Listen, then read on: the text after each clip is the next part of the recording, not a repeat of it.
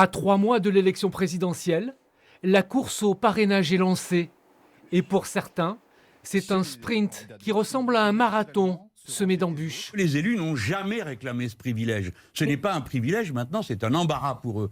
Donc moi, je les appelle à me parrainer, pour rien d'autre, pas pour me soutenir. 500 signatures à réunir avant le 18 mars. Et pour Jean-Luc Mélenchon, le compte n'est toujours pas bon. Alors, il lance des SOS. J'ai demandé son aide au maire de Marseille pour les parrainages sans effet.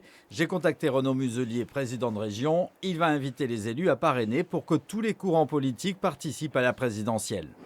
Une petite pique qui ne fait pas sourire sa suppléante à l'Assemblée nationale. Sophie Camard est maire du premier secteur à Marseille et à ce titre, une marraine potentielle.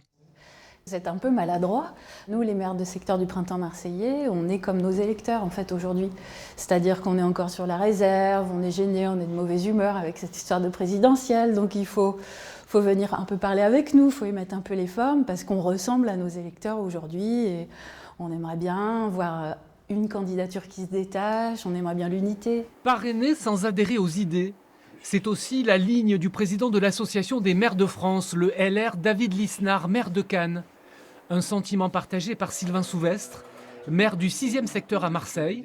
Une contradiction pour la pleine expression démocratique. Quel que soit le fond et leurs idées, aujourd'hui, ce sont des millions de Français qu'on empêcherait de s'exprimer aujourd'hui, alors que d'un autre côté, on a des candidats à 1 ou 2% qui ont la totalité des parrainages. Donc pour moi, ça fausserait un peu le débat démocratique.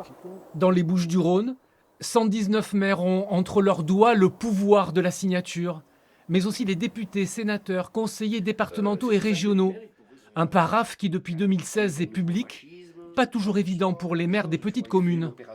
Nous sommes dans une situation où on se dit peut-être qu'on va subir des procès en complicité politicienne. Donc c'est quelque chose qui rétrécit la démocratie en France, et c'est dommage.